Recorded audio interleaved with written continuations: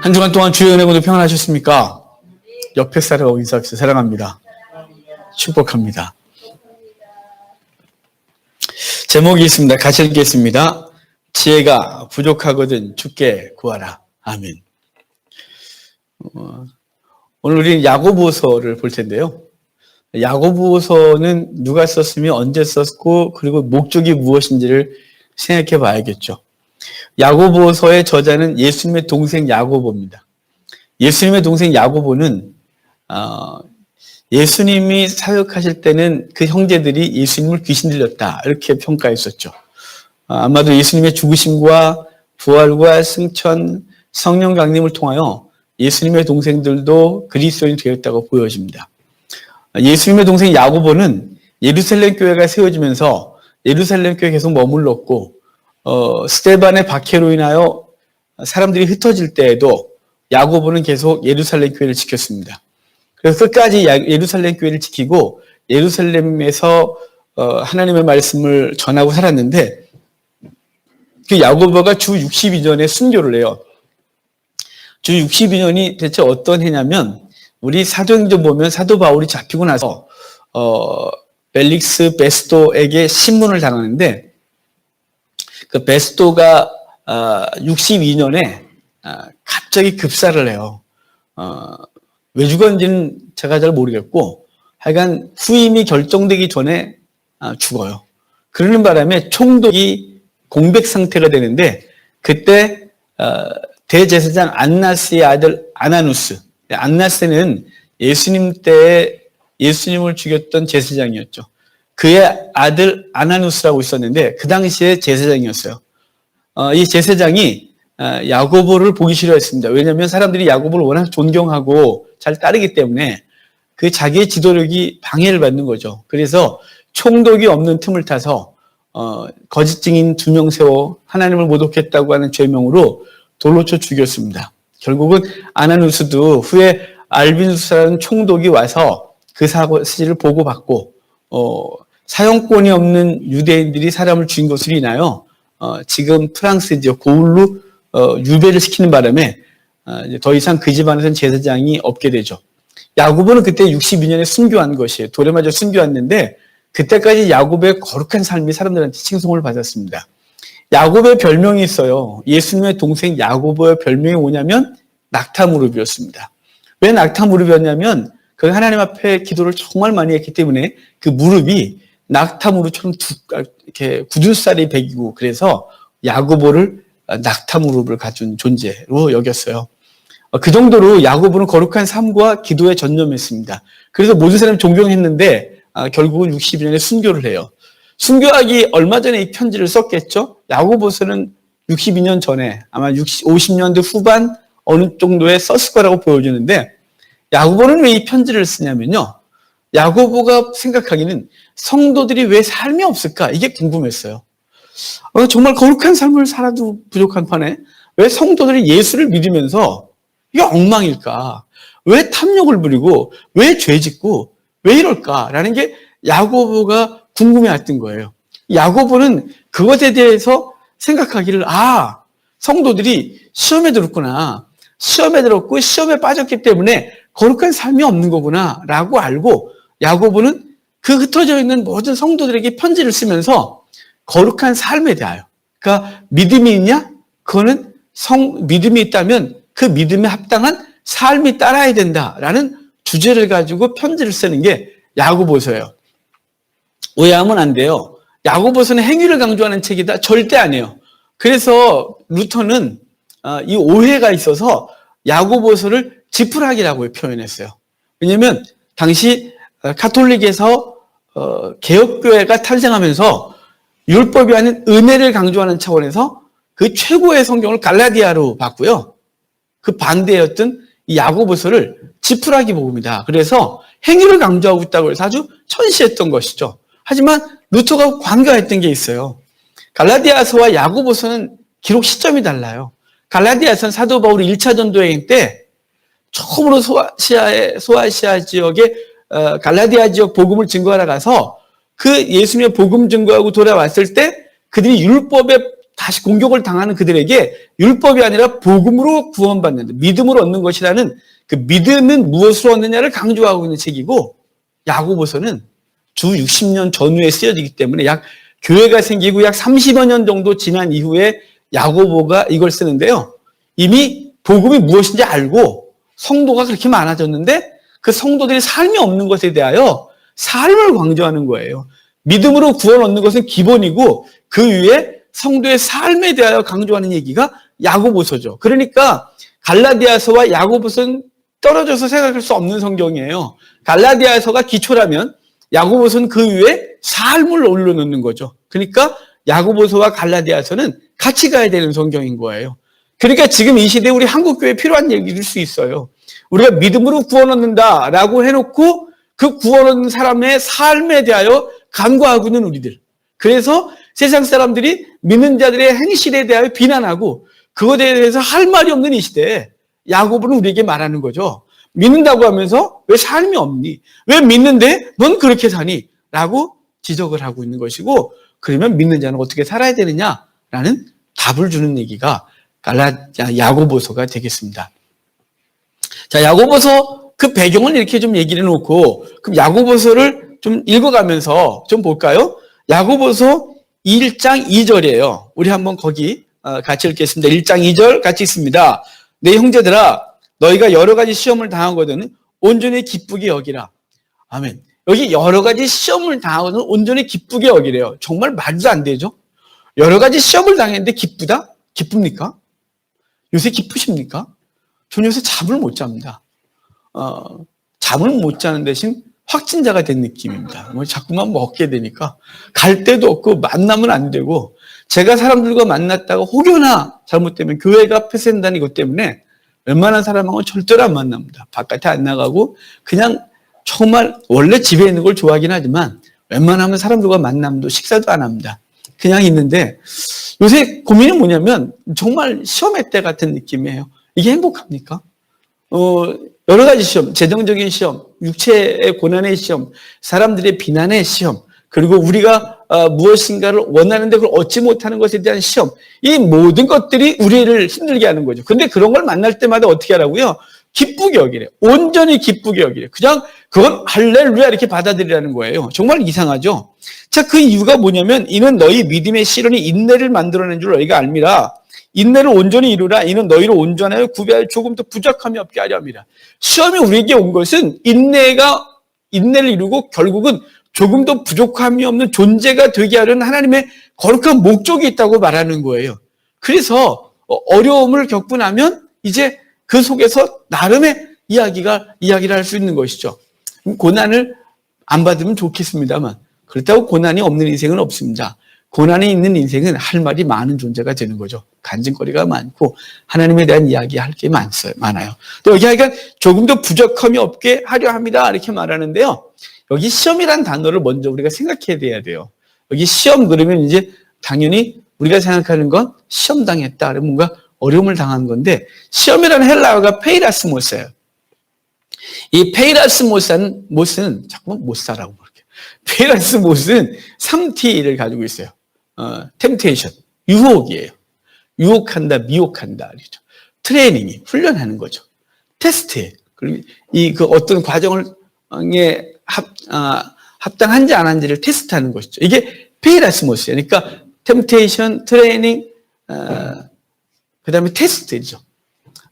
그럼 이 모든 것들에는 고난이 따라요. 고통이 트레일이죠.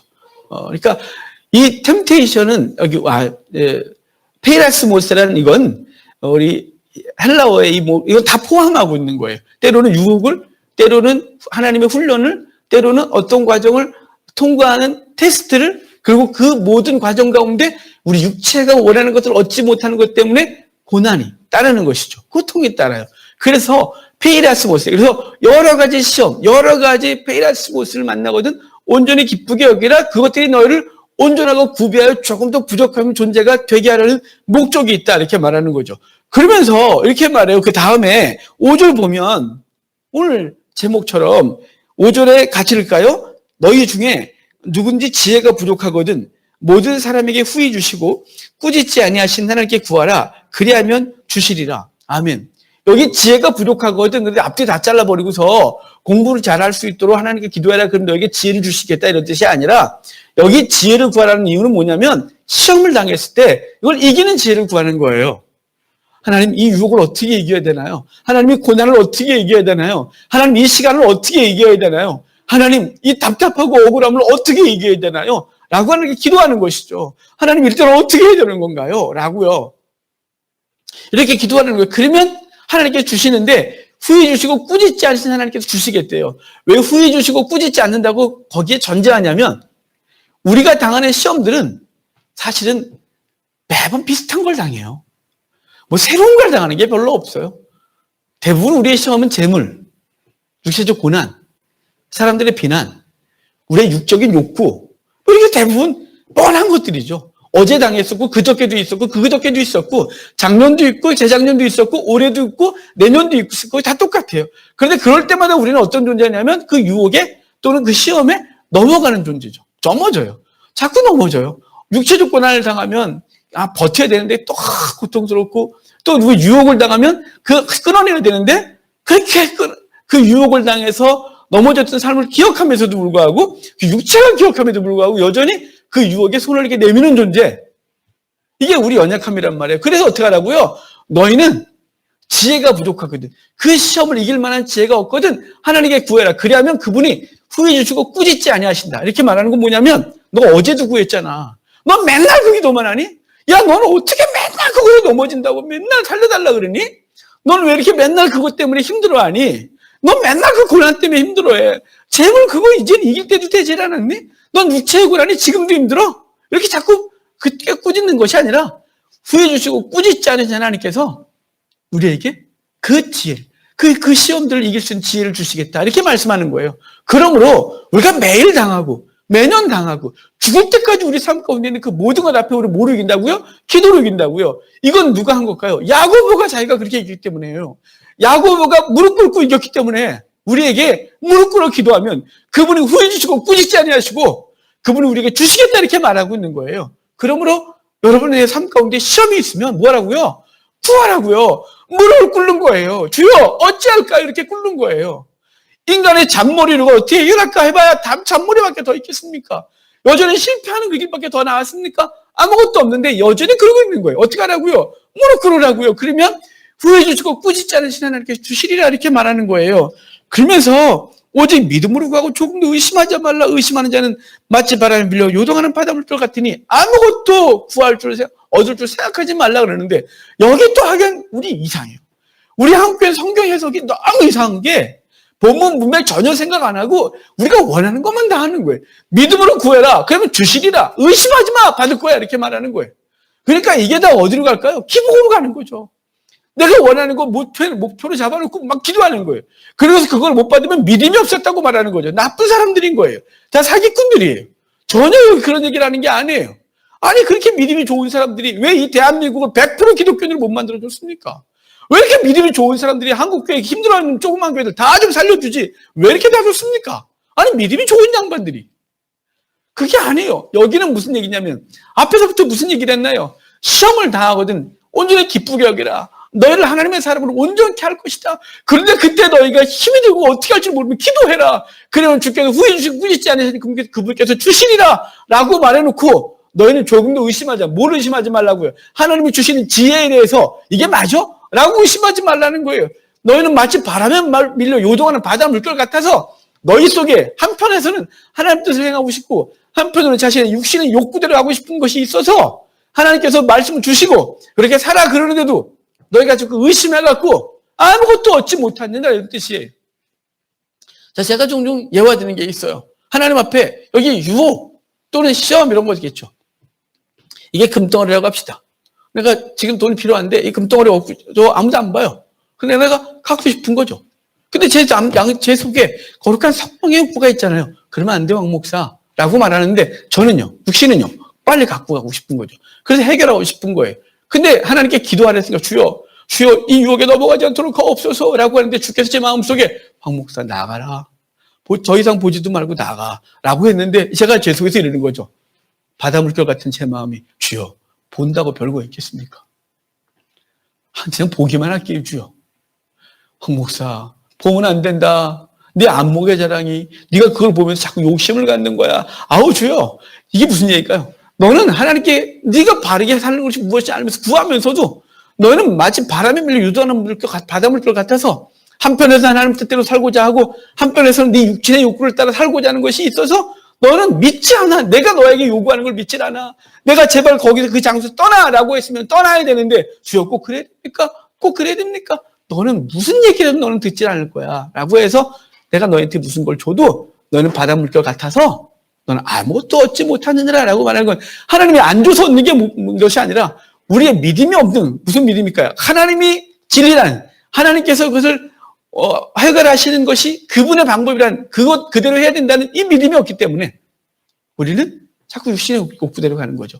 네가 그거 짚는다고 해결되는 게 아니야. 내가 책임질게 라고 하는 걸 믿지 못하기 때문에 여전히 우리는 그 육신의 욕구를 따라 살려고 하는 것이죠. 여기 말하는 게 뭐냐면 믿어라. 제발 그 시험에 빠졌을 때 기도해라. 하나님께서 주실 거다. 그럴 때 의심하지 마라. 그 방법이 무엇이든지 간에 아멘 하고 그대로 움직여 라고 말하는 거. 그러면 그분이 해결하시리라 라고 말하는 것이죠. 12절에 중간에 넘어가서 시험을 참는 자는 복이 있다 그래요. 여기 시험을 참는 자는 복이 있다는데 여기 시험은 아예 딱 정했어요. 아까 3T 중에 3T가 뭐라 했어요? 템테이션, 유혹, 그 다음에 테스트, 트레이닝 뭐 그랬죠? 여기 이제 12절부터는 국한된 페라스모스인데 그게 뭐냐면 유혹이라는 것을 말하고 있어요. 그래서 어떤 성경은 아예 이걸 여기를 유혹으로 번역했어요. 정말 잘 번역한 거죠. 우리는 그냥 다 시험이라고 다 그냥 해놨는데 문맥을 보고 거기는 유혹으로 번역했는데 자 시험이라는 단어를 유혹으로 바꿔서 제가 읽어볼까요? 유혹을 참는 자는 복이 있나니 이는 시련을 견디어낸 자가 주께서 자기를 사랑하는 자들에게 약속하신 생명의 면류관을 얻을 것이다. 유혹을 견디어낸 자인 거죠.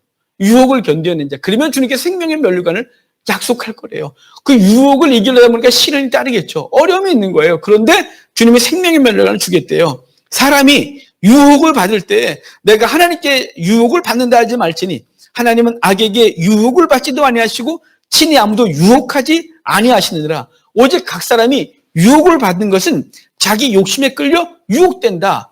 욕심이 잉태하는 죄를 낳고 죄가 자는 선지가 사망을 낳느니라. 형제들아 속지 마라 이렇게 말하는 거예요. 하나님은 아무도 유혹한 적도 없고 유혹을 당하시는 분도 아닌데 너네가 유혹을 당하는 것은 네 욕심 때문이야. 하나님을 핑계하지 마. 네 욕심 때문이니까 라고 말해놓고 이제 그 욕심 때문에 유혹을 당하면 넘어지지 말라고 하는 것이에요. 그러면서 무릇 좋은 것은 이 땅에 가는 게 아무것도 없고 하늘로부터 온대요. 13절에 오직 하늘로부터 오는 것만이 좋다. 이게 무슨 얘기일까요? 우리는 이 땅의 것을 원해요. 그래서 이 땅에서 영광 받아야 되고 이 땅에서 잘 돼야 되고 이 땅에서 부여해져야 되는 거죠. 그것이 우리를 유혹하고 그것을 덥석덥석 짚는 거예요. 그래놓고 당하는 어려움들은 이렇게 말하는 거예요. 왜 나한테 이런 어려움을 주냐고. 왜 나한테 이런 어려움을 주냐고. 아니 하나님 준 적이 없어요. 지 유혹에 넘어간 거예요. 욕심에 끌려 그것을 잡았고 결국은 그것이 우리를 넘어지게 한 것이에요. 그런데 하나님을 원망하는 거죠. 그런 우리를 향해 이렇게 말하는 거예요. 이 땅의 것은 온전한 것이 없단다 얘들아. 오직 하늘로부터 온 것 그것만이 온전해. 그건 회전하는 그림자 없다는 말은 변하지 않아. 그것은 오직 하늘로부터 온 것만이 주님께서 주신 놀라운 영적 은혜만이 온전한 것이란다 라고 말씀하셔서 성도는 이 땅 가운데 미혹당하고 살아가는 것이 아니에요. 비록 우리를 힘들게 합니다. 그것이 없으면 불편합니다. 그것 때문에 때로는 모욕을 당하기도 합니다. 하지만 성도는 세상에서 당하는 모욕은 아무것도 아닌 것이에요. 장차 우리에게 주신 하나님의 영광과 조금 더 비교할 수 없는 놀라운 은혜를 위로부터 받았는데 그것을 무시하고 이 땅 가운데 유혹을 당하여 넘어지는 것 때문에 지금 한국교회는 모욕을 당하고 수치를 당하고 세상에서 연병처럼 당하는 것은 복음 때문에 당한다면 우리가 세상에 할 말이 많은데 이것이 아니라 그동안 한국교회가 부끄러운 일을 했고 비복음적인 짓을 너무 많이 했어요. 이거 뿌리고 앉아있고 기도하면 다 된다 그러고 성경에 그렇게 말한 적이 없어요. 없어요. 다 욕심에 끌려 기복주의로 근거해서 성경을 해석했기 때문에 다 오해했고 하나님을 도끼의 방망이로 만들어 놓고 이상한 짓을 해놓기 때문에 세상이 보기에는 미신이나 잡신이나 한국교회나 똑같은 거죠. 뭐 아무것도 아닌 것이. 여러분 다 육신의 욕구에 끌렸기 때문에 육신의 것을 얻으려고 종교적인 행위를 한 것이에요. 하나님이 그것들을 허락하신 적이 없단 말이에요. 주님은 그냥 오직 목숨을 걸고 주님이 십자가 달리실 때 뭐 한 것도 있습니까? 오직 물은 게 뭡니까? 욕구였습니까?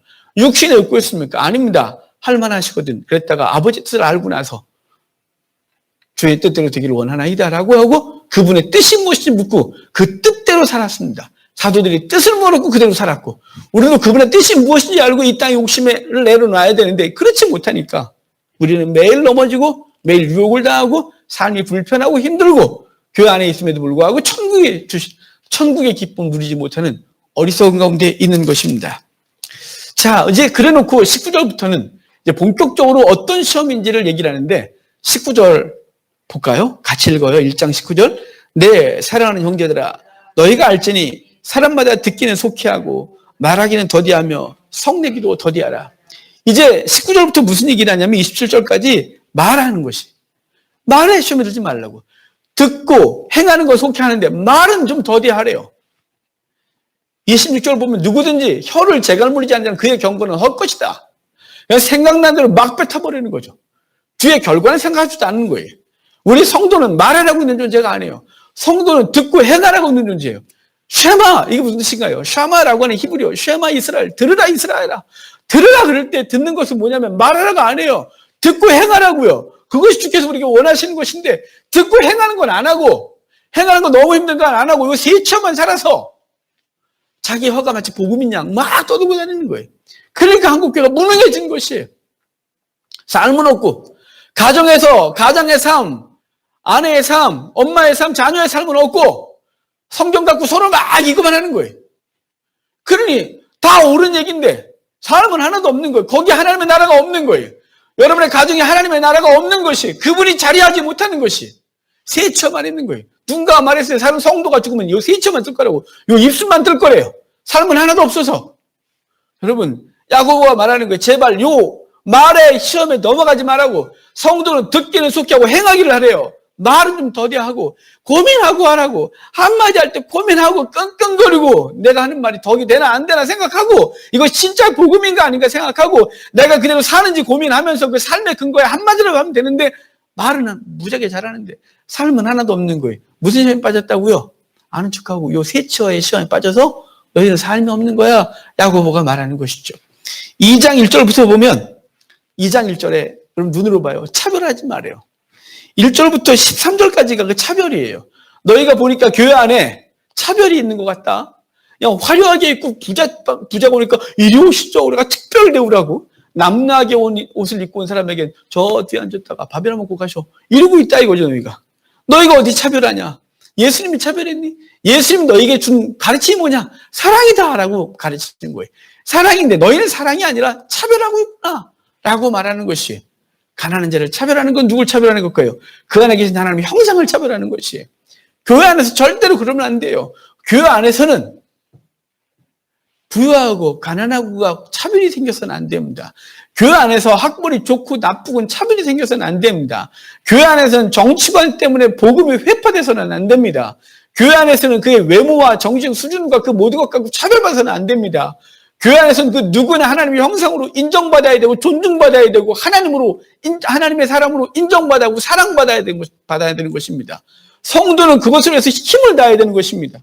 우리는 서비스를 받는 존재, 누군가는 하는 존재가 아니라 누구나 다 허리에 수건을 두르고 대야를 갖다가 상대의 발을 씻어주는 존재가 되어야 하는데 차별하는 거예요. 그거 조금 있다고, 조금 안다고.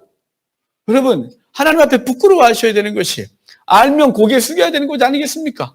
알면 하나님 앞에서 원하는 것이 무엇인지 알고 행동해야 되는 것인데 우리는 차별부터 하는 것이죠. 이 차별은 여기 근본이 사실은 돈이에요, 돈. 왜냐하면 부자가 오면 교회 재정이 늘지 않겠습니까? 그래서 그 부자를 특별 대우해 주는 거예요. 가난한 자는요, 별거 없어요. 교회에서 괜히 신경만 쓰이고 불편하긴 해요. 그러니까 차별한다는 것이죠. 그런 교회는 하나님 앞에 혼나야 돼요. 만약에 우리 교회가 그러하면 우리 교회는 하나님 앞에서 징계를 당해야 되고 이 교회는 있으면 안 되는 교회예요. 하립교회는 있으면 안 되는 거예요, 여러분. 하나님 앞에서 저와 여러분이 차별하지 않도록 최선을 다해서 하나님의 형상으로 존중하고 주님께서 말씀하신 사랑하라고 하는 것에 대해서 힘을 다해 살아가는 우리가 되어야 하는 것입니다. 다 우리가 차별하고 하나님 앞에서 바르지 않는 것을 하고 있는 거예요. 14절부터 보면 이제 너희는 그 가난한 자를 어떻게 돼야 되는지 말해주고 있는 거예요. 차별이 아니라 그 14절 같이 읽어볼까요? 14절, 15절까지만 읽읍시다. 내 형제들아, 만일 사람이 믿음이 있노라 하고 행함이 없으면 무슨 유익이 있으리요? 그 믿음이 능히 자기를 구원하겠느냐? 만일 형제나 자매가 헐벗고 일용할 양식이 없는데, 거기까지만 합시다. 가서 밥 먹어, 가서 옷 입어. 뭐야, 왜 그러고 다녀? 이렇게 하지 말라는 거예요. 밥을 못 먹었다고, 밥을 안 먹었다고 그러면 밥 먹어! 이러지 말고, 저 친구가 밥을 왜 못 먹었지? 고민을 하고 밥을 제공해야죠. 옷이 남루하면 옷 좀 빨아 입고 다녀! 그러지 말고, 그 사람 옷이 한 벌밖에 없는지 어떻게 알아요? 그래 본 적이 없어서 모르시나요? 제가 신학생 때 정말 없었거든요. 겨울에는 입학할 때는 그래도 콤비하고 양복하고 셔츠를 사서 입학을 했기 때문에 교회 가서 매주 똑같은 옷만 입고 다닐 수 있었어요. 여름이 딱 되니까 옷이 없는 거예요. 그래서 예전에 용산에 그 광장에 니아가에서 옷을 팔았어요. 구제 옷을. 바지 1,000원짜리 하나 사서 입고, 셔츠는 기숙사 선배들이 옛날에도 다림질 1,000원인데 지금도 다림질 1,000원. 그럼 올리지도 않아요. 그럼 선배들이 세탁소 갖다 주라고 시켜요. 그럼 제가 다릴게요. 그래서 제가 다려서 그 용돈을 받았어요. 선배들이 강남에 교회에 있던 선배들은 부자였습니다. 하여간 그때도. 하여간 뭐 셔츠를 막 남아 돌면 그거 얻어 입었어요. 근데 중요한 건 외투를 할 수가 없는 거예요. 그래서 늦은 봄부터 초가을까지 셔츠만 입고 다녔어요. 넥타이를 메고. 누가 물었어요, 저한테. 전사님, 왜 외투를 안 입고 다녀요? 제가 뭐라 그랬겠어요? 더워서요. 그러고 말았어요.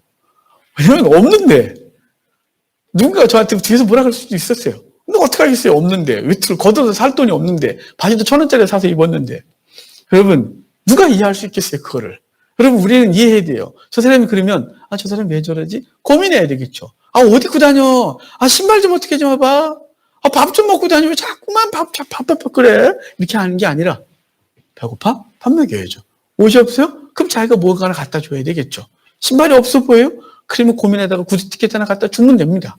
여러분, 여기 그렇게 말하는 거예요, 여기 지금. 너희 제발 판단하지 말고, 정죄하지 말고, 야, 형제가 배고프거든. 형제가 옷을 먹고 있거든. 그걸 네가 해결해. 라고 말하면서 18절, 제가 야고보서에서 제일 좋아하는 말이에요. 18절 같이 읽어볼까요? 어떤 사람은 말하기를 너는 믿음이 있고 나는 행함이 있으니 행함이 없는데 믿음을 내게 보이라. 나는 행함으로 내 믿음을 내게 보이리라 하리라. 넌 믿음이 있니? 나는 행함이 있는데. 야, 네 믿음을 행위로 좀 보여줘봐. 난 행함으로 나의 믿음을 좀 보여줄게. 라고 말하는 거예요. 그러면서 뒤에 말하기를 믿음은 행함과 함께라고, 믿음은 행함으로 드러나게 돼 있는 거예요. 세처로 드러나는 게 아니에요. 세처는 믿음인지 아는 척을 하는 건지 알 수가 없어요. 안 믿는 사람도 성경 무지하게 잘 알아요. 저 도울 씨, 김용옥 씨, 성경 무지하게 잘 알아요. 얼마 전에 또 그랬다던데요? 전광훈 씨 나오면 한번 붙자고? 왜 전광훈 씨하고 붙어요? 전광훈 씨가 신학자입니까? 신학자하고 와서 붙으셔야지. 학자들하고 붙어야지. 그 어설프게 아는 것 같고 마치 아는 것처럼. 얘 무지하게 알아요. 세처는 무지하게 잘 알아요. 여러분, 그게 아니에요. 믿음은 혀로 드러나는 게 아니라 삶으로 드러나는 거예요. 그의 믿음은 행동으로 드러나는 거예요. 너의 믿음을 행위로 드러내줘. 나도 내 행함으로 내 믿음을 드러내 보여줄게. 야, 아브라함이 그냥 아멘 그랬냐? 아니야. 아브라함은 자기 아들 믿음으로 하나님께 드렸어. 그래서 그의 믿음은 행위로 증명된 거야. 야, 여호수아가 여리고에 들어갈 때 기생 라합은 그 정탐꾼들을 맞아들임으로 그의 믿음을 행위로 증명했어. 세처만 한 게 아니라 행위가 따라야 그의 믿음이 정말이야. 그래서 행함이 없는 믿음은 죽은 거야, 이렇게 말하는 거예요. 야곱은 즉 계속 뭘 강조하나요? 믿음이 있다면 행위요. 믿음의 근거 위에 행위를 쌓아. 믿음의 기초에 행위가 있어야지. 그래야 진정한 그리스도인이지. 라고 말하는 게 야고보예요. 3장에 오면 다시 말에 대한 말을 해요. 우리 아까 1장 후반에 말에 대한 얘기를 했으니까 3장 초반에 말에 대한 얘기를 넘어갑시다. 자, 이제 4장으로 갈까요? 4장 1절 봐요. 너희 중에 다툼이 어디로부터 나느냐? 너희 지체 중에 싸우는 정욕으로부터 나는 것이 아니냐? 너희가 싸우고 시기하고 미워하고 있는 건 왠 줄 아니? 그 근본이 네가 정욕, 그러니까 욕심이 그득해서 그래. 네 욕구가 채워지지 않으니까 싸우고 미워하고 시기하고 그러는 거야 라고 말하는 거예요. 싸움은 다 탐욕에서 일어나는 거죠. 여러분, 우리 옛말에도 그런 게 있어요.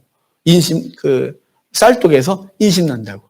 쌀독이 풍성하면 누가 오는데 나눠줄 수 있다는 거죠. 반대로 말하면 쌀독이 비면 인심 사라지는 거죠.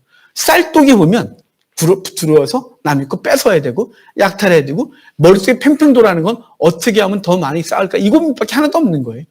자, 정욕에 휩싸이면, 인간의 욕구에 휩싸이면 뭐가 난다고요? 싸움이 일어난다고요. 다툼이 벌어진다고요. 가족 가운데 왜 다툼이 일어나나요? 내가 원하는 걸 상대가 채워주지 않기 때문인 거죠. 상대를 위해 내가 뭘 채울까 고민하면 싸움이 벌어집니까? 싸움이 안 벌어지지. 왜 자녀하고 갈등이 벌어집니까? 자녀가 내가 원하는 대로 돼주지 않거든요. 내가 저놈한테 쓴 돈이 얼마인데 저 모양이 저게. 그러니까 맨날 불평이 생기고 눈이 이상해지는 거죠. 자녀는 왜 부모를 원망합니까? 자녀들이 지가 원하는 대로 부모가 채워주지 않거든요. 난 이만큼 왔는데 부모가 채워주는 한계가 있으니까 내 부모는 무능하다는 둥, 내 부모는 왜 저러는다는 둥, 내가 이럴 때 저렇게 해줬어야 되는, 이렇게 말하는 거예요. 이 갈등은 다 어디서 오는 거냐면 탐욕에서 오는 거예요. 정욕에서 오는 거예요. 그것 때문에 다툼이 일어나고 시기가 벌어지고 안 좋아지는 거죠. 여러분, 하나님 앞에서 우리가 이 욕심들을 좀 내려놓으셔야 돼요. 자, 아까도 1장에서 뭐라 그랬어요? 시험은 뭐 때문에 온다고요? 네 욕심, 정욕 때문에 시험에 이끌린 거지. 하나님은 뭐 시험한 적이 없다. 단 네가 그 시험에 빠진 건 네 욕심 때문에 시험에, 미혹에 빠져서 결국은 삶이 이렇게 된 거라고 말씀하고 있는 것입니다. 자, 3절, 4절 볼까요? 4장 3절, 4절 같이 읽어요. 구하여도 받지 못하면 정욕으로 쓰려고 잘못 구하기 때문이라. 가늠한 여인들아, 세상과 벗된 것이 하나님과 원수됨을 알지 못하느냐. 그런즉 누구든지 세상과 벗이 되고자 하는 자는 스스로 하나님과 원수가 되는 것이라. 아멘. 잘못 구하기 때문에 얻지 못하는 거고, 가늠한 여인들아 이렇게 말하죠. 가늠한 여인들을 여자만 말하는 걸까요? 여기 이 부분을 사실은 원어를 직역하면 음녀, 그러니까 창녀라는 뜻이에요. 그런데 여기 문맥에서 절대 여자만 말하는 게 아니라, 그래서 다른 번역 성경들을, 영어 성경도 한글 성경도 번역 성경들을 보면 세상과 가늠한 사람들아 라는, 여자가 아니라 세상과 가늠한 모든 사람들, 세상 것에 마음을 둔 사람들을 가늠한 사람이다 이렇게 말하는 거예요. 하나님과 마음을 두지 않고 세상에 마음을 뒀기 때문에 그 세상이 요구하는 걸 자꾸 따라가는 거죠. 결국은 음부가 되어져서 하나님의 징계를 당하는 거지. 그러니까 우리가 내 세상과 짝했기 때문에 음탕해진 거예요.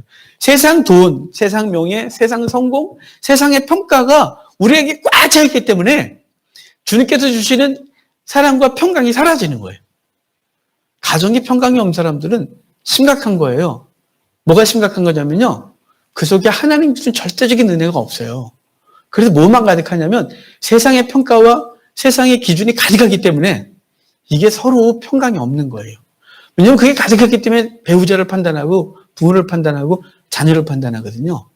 그러니까 이게 가득해서 그래요. 그 가치관이 꽉 차 있는 거예요. 누구 탓하면 안 돼요. 자기가 문제인 것이에요. 그 속에 하나님의 은혜와 그 하나님의 나라가 풍성하면 다 달라 보여요. 그 부족한 존재가 사랑스럽고요. 그 부족함이 우리와 하나님을 더 가깝게 섬기게 하고요.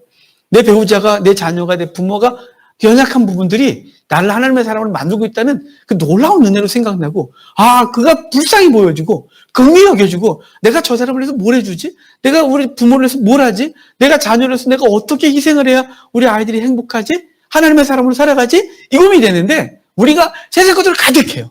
세상 탐욕이 가득하고 세상의 가치관이 가득하고 세상의 평가 기준이 나도 그것에 물들어서 주께서 주신 그 천국이라는 가정이 지옥이 되어졌어요.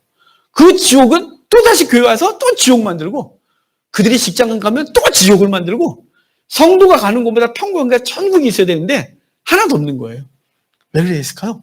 탐욕에 물들었기 때문이죠. 세상 것과 짝하여 이미 음탕한 음부가 됐기 때문에 그래요. 가늠한 여인들이 다 죽기 때문에 그래요. 그래서 자기 본 배우자와 가정에서 만족이 없는 거예요. 세상 것이 가득하니까요. 이걸 내려놓으면 다시 보이겠죠. 배우자와 자녀와 내게 주는 애. 이 가정이 새롭게 보이고 하나님이 새로워 보이고 주께서 주신 놀라운 은혜들이 정말 진리인 것을 깨닫게 되는데, 이게 세상과 짝했기 때문에 이건 더 이상 진리로 보이지 않는 것이, 그건 날 괴롭히는 것이고 날 불편하게 하고 벗어나고 싶은 존재가 되는 것이죠. 하나님 앞에서 이 세상을 좀 내려놓으십시오. 정욕을 내려놓으십시오. 탐욕을 내려놓으십시오. 그러면 주께서 주신 천국을 경험하게 될 것입니다. 그래서 8절에 보면 하나님을 가까이 하라. 그리하면 너희를 가까이 하시리라. 죄인들아 손을 깨끗하게 하라. 두 마음을 품은 자들아 마음을 정결하게 하라. 손을 깨끗하게 하는 게 뭘까요? 죄 짓지 마라 뿐만 아니라 세상 것을 좀 내려놔라 좀. 두 마음을 품은 자들아 언제까지 이 두 마음으로 양다리에 걸쳐서 여기서도 만족 못하고 저기서도 만족 못하는 존재가 될래? 라고 묻는 것이죠. 여러분 하나님 앞에서만 그분과 관계를 통해서 놀라운 은혜를 경험한 우리가 되기를 바랍니다. 자, 이제 좀 넘어가서 5장 1절 볼까요? 들으라 부한 자들아 너희에게 임할 고생으로 말미암아 울고 통곡해라. 여기 갑자기 부자가 왜 이래? 라고 말하지만 여기 사실은 앞뒤 전체를 보면 이 땅에 우리의 가치관, 시험이 대부분 뭐에서 오냐면 부에서 오는 거예요. 부자게 되겠다는 게. 요즘 꼬맹이들도 꿈이 뭐야? 그럼 부자 되는 거예요. 사장님이 꿈이에요. 우리 교회 사장님들 꿈을 이루셨습니다. 꿈이 돈 많이 버는 거예요. 정말 이 세상이 이상해졌어요. 그러니까 이 세상의 모든 가치는 돈에 의해서 주장하는 거죠. 돈이 많으면 괜찮아지는 거예요. 짐디 사태 속에서 서민들은 죽겠다고 하잖아요. 막 이런 거 뭘까요? 왜 죽겠다는 걸까요? 바뀐 거 별로 없는데 돈이 좀 줄어들고 있거든요. 자녀가 바뀌었습니까? 배우자가 바뀌었나요? 당연히 바뀐 게 별로 없어요. 우리 요새는 저녁 있는 삶이 됐죠. 가정주부들이 정말 짜증난 적이 들었거든요. 저녁 먹고 들어오던 인간이 맨날 가서 저녁을 먹어야 되고 애들과 함께 세 끼를 다 너무 힘들다는데 여러분 이것 때문에 가정이 회복되고 있다는 놀라운 은혜를 경험하셔야 되는 겁니다. 이렇게 그래야 되는데 하여간 여기 사람들이 재물을 쌓는 것으로 인하여 행복해하고 있는 그것에 대해서 그러지 마라. 그것이 언젠간 다 사라지는 것이기 때문에 그것을 추구하지 말라고 말하는 거예요. 자, 우리 17절 가봅시다. 17절. 빨리 이렇게 설교하는 방식을 빨리 끝내고 싶어요. 할 거는 너무 많은데 시간은 너무 부족하고 왜 시간이 이렇게 빨리 가요? 할 거는 너무 많은데 점핑해야 돼요. 너무 아파요. 힘들어요. 자, 17절 봐요. 중간에 좀 얘기를 떼어놓고 17절 같이 읽겠습니다. 엘리야는 우리와 성전이 같은 사람이로되 그가 비가 오지 않기를 간절히 기도한즉 3년 6개월 동안 땅에 비가 오지 아니하고 다시 기도하니 하늘이 비를 주고 땅이 열매를 맺었느니라. 자, 지금 앞에 무슨 얘기가 있었냐면 너희는 기도하라고. 병든 자가 있느냐? 장로를 기도해라. 등등등 그랬어요. 그러면서 하는 말이 뭐냐면 엘리야가 하나님 앞에 기도한즉 하나님께서 3년 반 동안 하늘을 닫으셨고 다시 기도한즉 비를 내렸대요.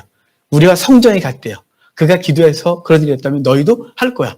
여기 앞뒤 다 빼버리고 너희가 기도하면 하늘이 이렇게 또 기복으로 가지 말아요. 자, 지금 전체 속에서 무슨 얘기를 하는 걸까요? 시험에 대해서 얘기를 하는 거라니까요. 우리가 시험에 대해서 얘기를 하는 거예요.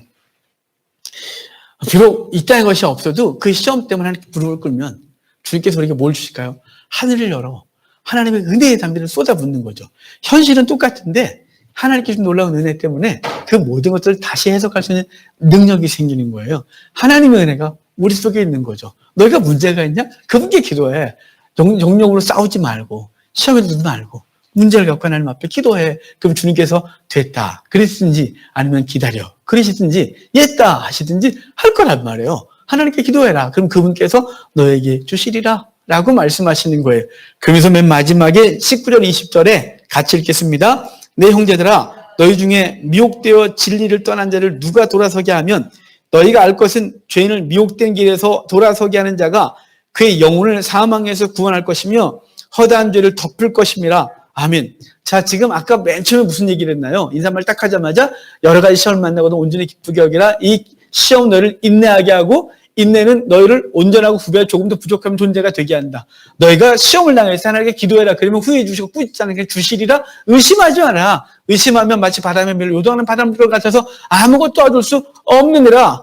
너희가 시험을 당했냐? 그러면서 하나님 앞에 시험, 유혹 얘기를 하면서 하나님은 아무도 유혹하거나 그러지 않는다. 쭉 얘기를 해놓고 어떤 시험이냐? 2장에 말에 대한 시험이 있었어요.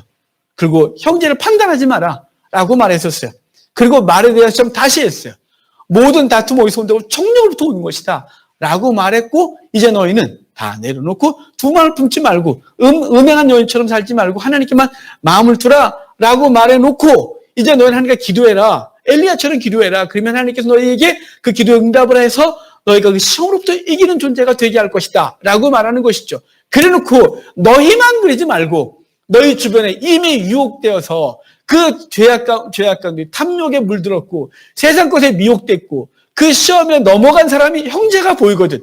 그를 이끌어 다시 주 앞에 돌아오게 해라. 그러면 그 생명도 구원하는 것이다 라고 말해서 너만 시험에 들지 않게 하는 것이 아니라 나아가서 내 형제와 자매들도 끌어내 하나님 앞에서 온전케 해라. 이것이 성도의 마땅한 바다 이렇게 말하는 것이 그것으로 영혼을 구원하는 거다 이렇게 말하는 것이죠. 그럼 야고보서는 행함을 강조하나 그 행함이 없는 사람들 어디 있다고요? 시험에 빠졌다고요. 시험에서 이기는 존재가 되라고 말하는 거예요. 너의 믿음이 있느냐? 그 믿음은 뭐로 드러난다고요? 행위로 드러나는 것이다 라고 우리 가운데 야고보는 이야기하고 있는 거예요. 돌에 맞아 죽었던 야고보는 그 돌에 맞아 죽으면서도 우리 가운데 그렇게 말하고 있을 것이라고 보여줘요. 여러분 이 시대에 우리 한국교회 정말 힘이 든 시기를 보내고 있습니다. 할 말이 많습니다만 그것에 대해서 지금 투덜거릴 때가 아니라 뭘 할 걸까요? 우리는 복음 때문에 당한 억울한 욕이라면 정말 영광이나 우리 한국교회가 그러지 못한 것 때문에 모욕을 당하는 것은 영광이 아니라 수치인 것이죠. 이제 이 시대에 우리는 야고보의 얘기를 듣고 믿음은 행함으로 드러난다는 사실을 기억하여 오늘 지금 여러분 가정에서 예배한다면 그 가족 구성원을 위하여 내가 무엇을 할까 고민하셔야 돼요. 직장에서 내가 어떻게 살아갈까 이 고민하셔야 돼요. 그래서 하나님 앞에 믿음의 세치어가 아니라 행함으로 드러나는 믿음이 있어서 우리의 공동체가 하늘의 나라로 새롭게 변화된 놀라운 은혜가 있길 주의 이름으로 축복합니다.